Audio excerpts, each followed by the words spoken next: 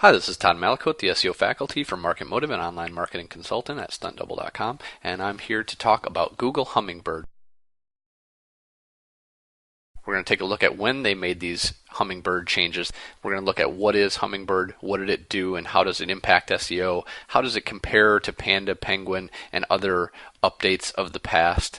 Then we're going to do a brief aside on penalties, filters, and banning, and take a look at how the recent changes in long-tail keyword data research and not provided have changed the way that we may have to think about our SEO, the way we may have to implement some of the tools and data associated with our SEO process, and some solutions for these newfound problems. So first, when did Hummingbird happen, or when was it announced? On their 15th birthday, Google brought everybody to the garage where they started and had a little dog and pony show and talked about some of their changes.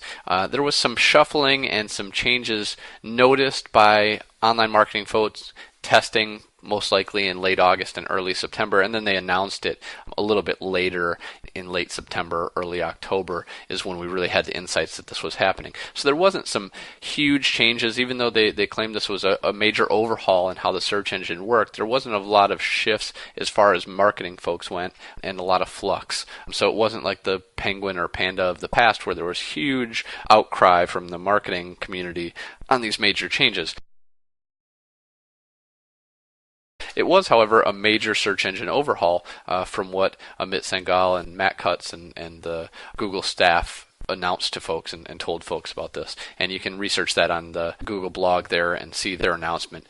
Danny Sullivan had one of the best write-ups on this, a complete FAQ on Google Hummingbird, and within this he says Panda and Penguin and other updates were part of the algorithm, but Hummingbird is like the new engine, and so it builds on some of these older parts of Penguin and Panda and different changes throughout Google's history. So essentially it builds on PageRank, it builds on the caffeine infrastructure that they announced a few years ago, it builds on the data associated with Panda and Penguin, and it just upgrades these. It didn't do away with PageRank. It just changed how the query level or the query dimension is really handled. So it's essentially the same parts. They're just handling the segmentation of users when they type a query a little bit different, and associating all of the 200 other things that they change and tweak on a regular basis, implementing more of the historical data. They have more data sources and data points to use now, and they can refine the queries to the individual users.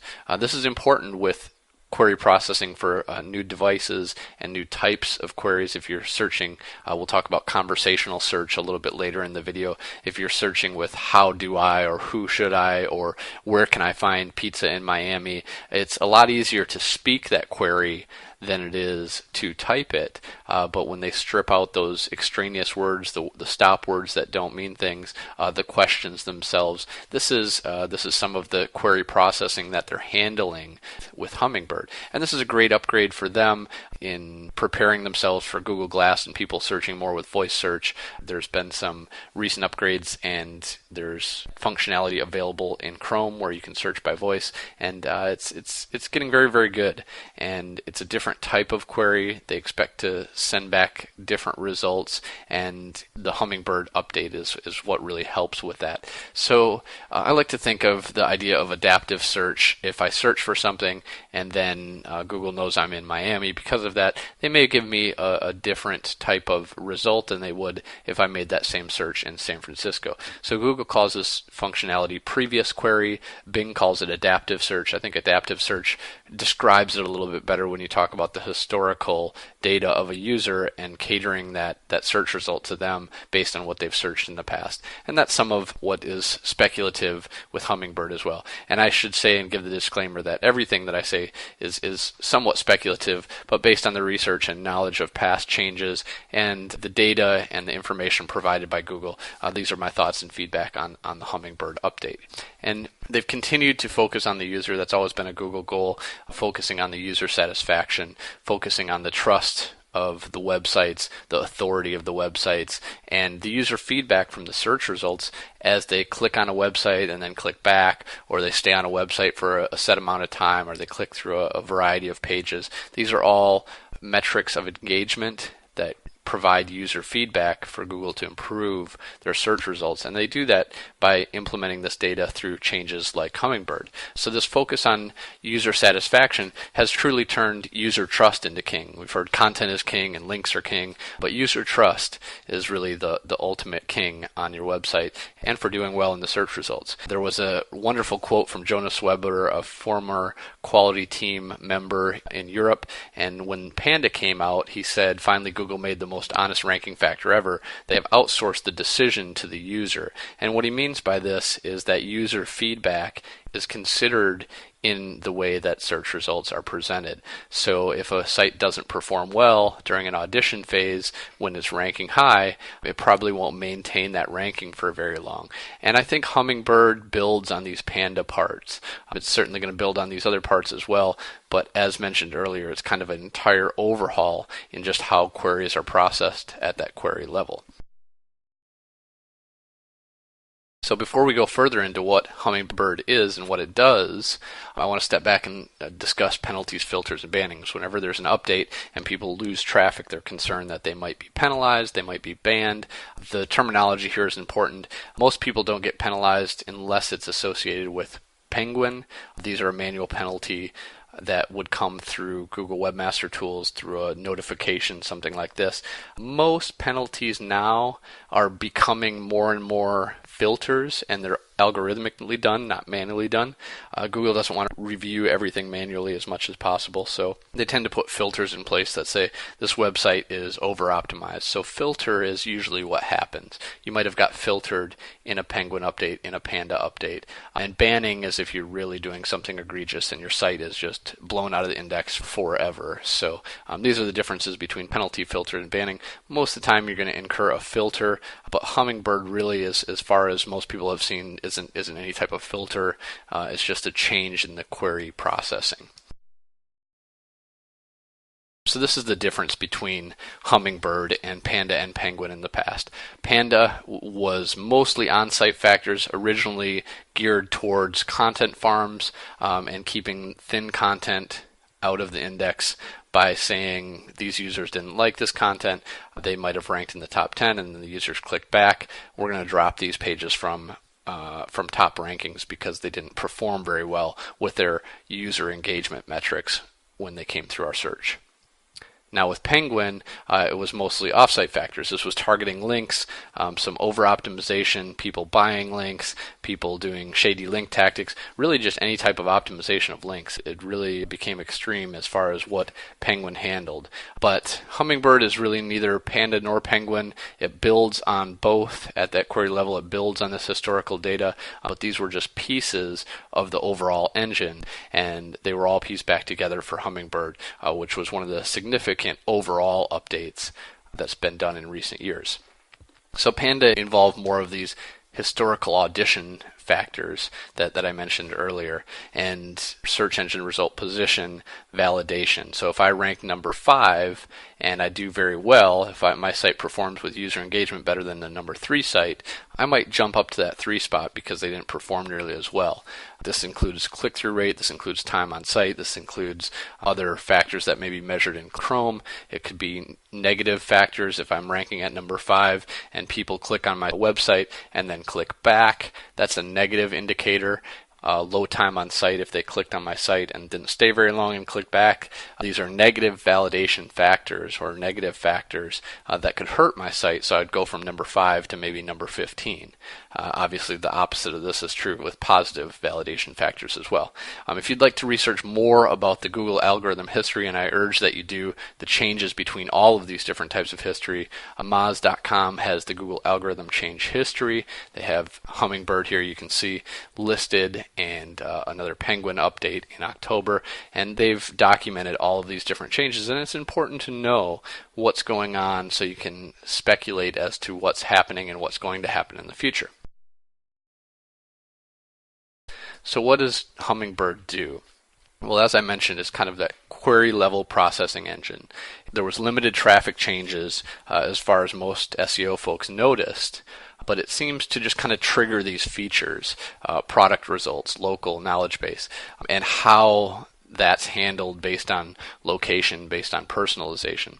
There's an excellent presentation that Dr. Pete at Moz.com did for MozCon, and it was called Beyond 10 Blue Links. I urge that you check this one out because it's excellent. And he goes through those 85 different features that Google now offers that are kind of beyond those just 10 listings. We now have the 7-pack, and we have knowledge base, and we have all these different features, and he documents 85 of those different features that have been noted by SEOs in the past. So what did Hummingbird do? Well, in my mind, it takes the Jeeves out of Ask Jeeves, meaning if I search for how do I find pizza in Miami, it's going to strip out how do I find, because that's redundant for a search engine, and it's just going to say Pizza Miami, and it's going to give me the best results for that. It's easier to speak that conversational phrase and for Google to understand that if I'm on a mobile device or if I'm on Google Glass in the future.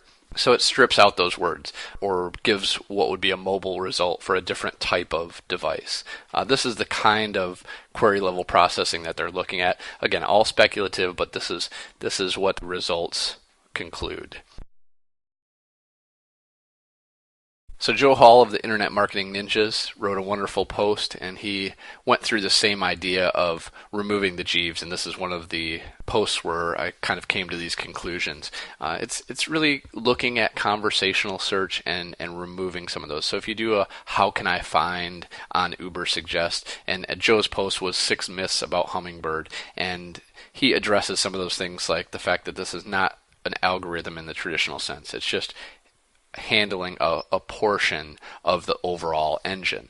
So with conversational search, you can do something like how can I find or what is on Uber Suggest and get all these crazy questions that people ask. It could be location based. These are just mass questions that are asked on a national level, and how these are handled by Google to give a good result and positive user experience is being changed with this update. So it's looking a little bit more at that previous query adaptive search type model. It's considering some natural language processing and substituting language for better language. It's incorporating the knowledge graph and those 85 different search features. It's looking at where you are and who you are and personalizing and localizing those different results. So it's an overall query processing engine. It'll look at first-time visitor segmentation versus repeat user segmentation, considering a lot of those panda parts and building on those panda parts of time on site, engagement, query type. This would handle query type and intent much better when you have that query level layer. There's some very in-depth information at SEO by the Sea if you really want to burn your noodle as far as reading patents and speculating as to exactly what the Hummingbird update changed. This is your place to do that. Bill speculates that there's substitutions at local level for personalized users. This is based on co-occurring terms in queries. So if two terms co-occur very often, we can swap out some of those words and improve the search based on the previous search. And it looks more at query relationships. How does this query impact the next query, the next query, the next query, and based on where you are, who you are, as I mentioned before.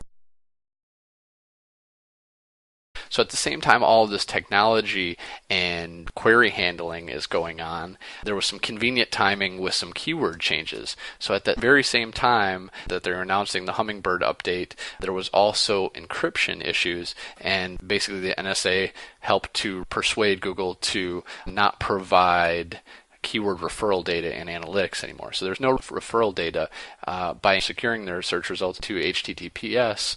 Now there's no referral data provided through analytics or through really anything.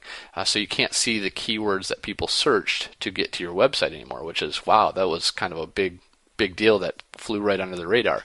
So we're now at like 80 to 100% not provided. We have much less keyword data to look at. We've been tracking this through not provided count for a while, and you can see it went right through the roof. It was at 10, 20%, and now it's where we can't really track anything at all. So as SEOs, when we're tracking these different dimensions, the offsite dimension, the domain, the page dimension, and then that keyword dimension, that really important keyword dimension has just become not provided. They kind of took that out of the mix and gave us one piece of the puzzle that we can't play with anymore. So it's made keyword data research a little bit more difficult. At the very same time they did this, they also moved from the external keyword tool to the keyword planner, which you need to be logged in. It's a little bit clunkier than the old tool and just makes it a little bit harder to get some of that keyword information. It wasn't this nice little interface that we had before where we could just export the information and be done with it. So let's take a moment of silence to say goodbye to useful keyword optimization information. Keyword referral data was nice while we had it, but we no longer do. So say goodbye to keyword referral data, to long tail keywords, and to really valid cost per click and volume information. We'll still have this available, but it may or may not be as good as it once was. Unfortunately, it's Google's world and we just play with it. So here's to our moment of silence for the opposite of the long tail. You can see a wonderful post from Aman Johns on the opposite of the long tail being the Hummingbird update and what he means by that at the URL below. So what's the solution? We now have less keyword data. We have more kind of knowledge base, different types of query types, taking away from potential organic search results. What do we do as SEOs? Well, we optimize. That's what we always do. So 5 suggestions for this. We'll look at landing page and content analytics instead of just referral data now. We're going to have to look at the actual landing page instead of that keyword referral data. We're going to have to use third-party keyword data tools since there's no more keyword tool external. We can use that ad planner, of course, but it's nice to have these external third-party tools. You got to pay the premium and just have some type of tool set to really conduct good organic SEO these days. It doesn't have to be necessarily enterprise, but you do need a handful of these tools for tracking rankings. Since we can't see long-tail query data anymore, we need to at least track some of that short-tail broad match type of phrases through some of these tools. I suggest SEMrush, Authority Labs, Moz, Advanced Web Ranking. These are all great tools for the job. The next solution is going to be understanding query type yourself, looking at the different types of queries and prioritizing your pages based on this. As you can see, based on a Penn State study from 2008, there's only 10% transactional terms. This is where you're going to be focusing your efforts. You're also going to be focusing on informational terms. Navigational terms have been kind of taken off the board with those features. Google will redirect directly to a site or include site links or the knowledge graph box on the side. So navigational searches are kind of off the board, but there's other functional query types that you could look at and document and segment to better understand how users are entering your site and getting around your site. So we're going to use this along with some opposition analysis for landing page prioritization.